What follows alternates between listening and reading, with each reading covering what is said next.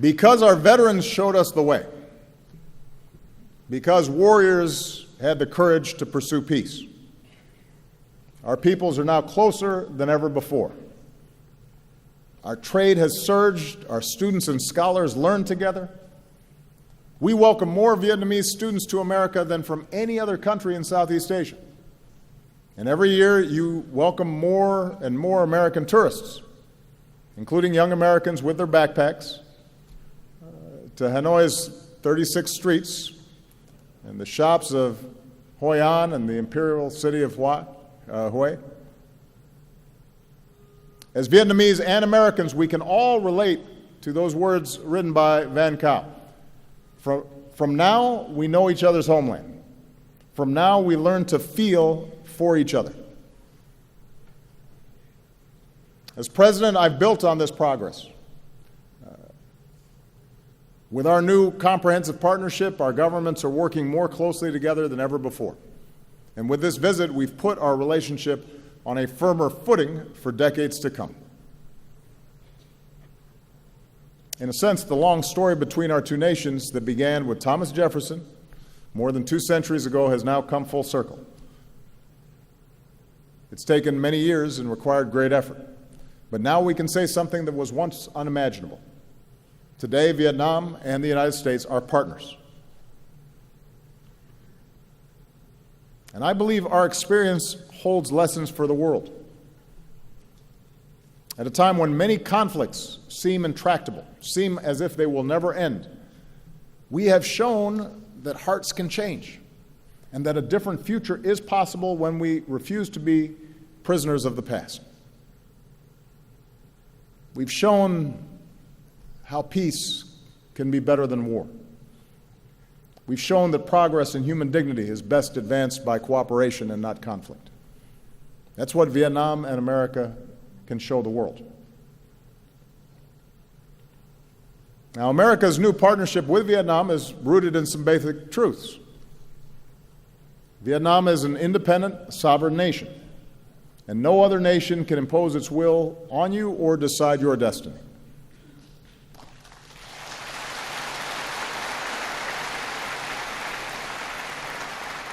Now, the United States has an interest here. We have an interest in Vietnam's success. But our comprehensive partnership is still in its early stages. And with the time I have left, I want to share with you the vision that I believe can guide us in the decades ahead. First, let's work together to create real opportunity and prosperity for all of our people. We know the ingredients for economic success in the 21st century. In our global economy, investment and trade flows to wherever there is rule of law, because no one wants to pay a bribe to start a business. Nobody wants to sell their goods or go to school if they don't know how they're going to be treated. In knowledge-based economies, jobs go to where people have the freedom to think for themselves and exchange ideas and to innovate. And real economic partnerships are not just about one country extracting resources from another. They're about investing in our greatest resource, which is our people and their skills and their talents, whether you live in a big city or a rural village. And that's the kind of partnership that America offers. As I announced yesterday, the Peace Corps will come to Vietnam for the first time with a focus on teaching English. And a generation after young Americans came here to fight, a new generation of Americans are going to come here to teach and build and deepen the friendships between us.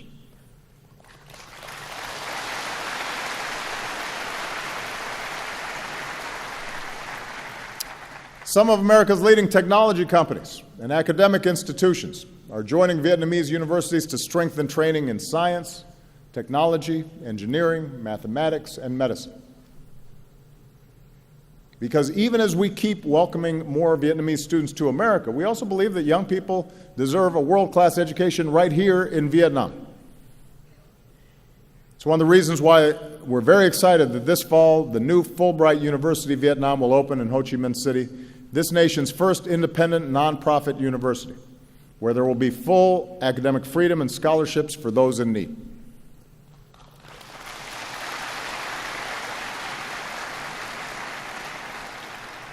Students, scholars, researchers will focus on public policy and management and business, on engineering and computer science, and liberal arts. Everything from the poetry of Nguyen to the philosophy of Fan Chu Ching to the mathematics of No Bao Cho. And we're going to keep partnering with young people and entrepreneurs because we believe that if you can just access the skills and technology and capital you need, then nothing can stand in your way, and that includes, by the way, the talented women of Vietnam. We think gender equality is an important principle. From Cheong sisters to today, strong, confident women have always helped move Vietnam forward. And the evidence is clear. I say this wherever I go around the world. Families, communities, and countries are more prosperous when girls and women have an equal opportunity to succeed in school and at work and in government. That's true everywhere, and it's true here in Vietnam.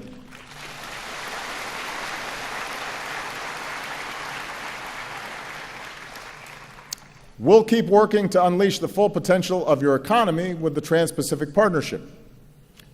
Now, here in Vietnam, TPP will let you sell more of your products to the world, and it will attract new investment. TPP will require reforms to protect workers and rule of law and intellectual property. And the United States is ready to assist Vietnam as it works to fully implement its commitments. I want you to know that as President of the United States, I strongly support TPP because you'll also be able to buy more of our goods, made in America. Moreover, I support TPP because of its important strategic benefits. Vietnam will be less dependent on any one trading partner and enjoy broader ties with more partners, including the United States.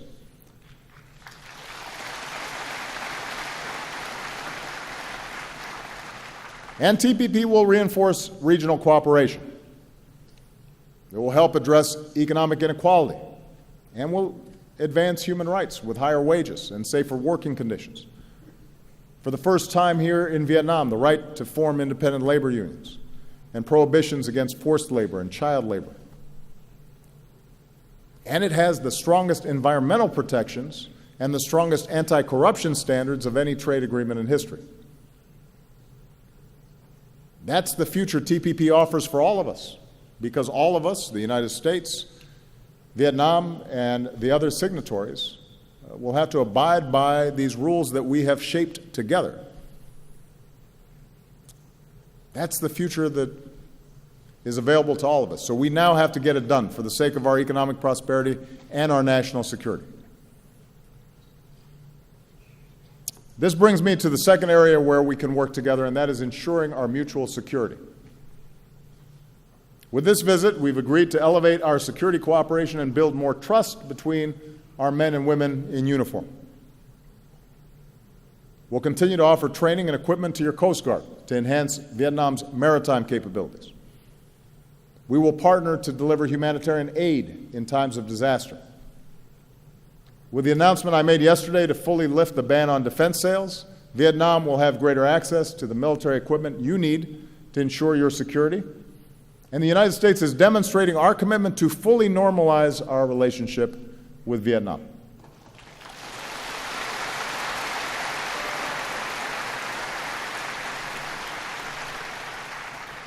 More broadly, the 20th century has taught all of us, including the United States and Vietnam, that the international order upon which our mutual security depends is rooted in certain rules and norms. Nations are sovereign, and no matter how large or small a nation may be, its sovereignty should be respected, and its territory should not be violated. Big nations should not bully smaller ones. Disputes should be resolved peacefully.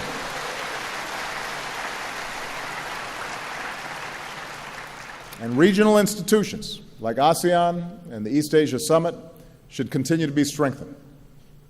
That's what I believe, that's what the United States believes, and that's the kind of partnership America offers this region.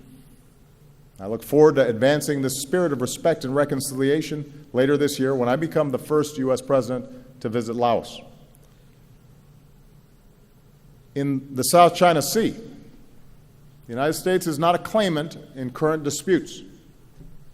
But we will stand with partners in upholding core principles like freedom of navigation and overflight, and lawful commerce that is not impeded, and the peaceful resolution of disputes through legal means in accordance with international law. And as we go forward, the United States will continue to fly, sail, and operate wherever international law allows, and we will support the right of all countries to do the same.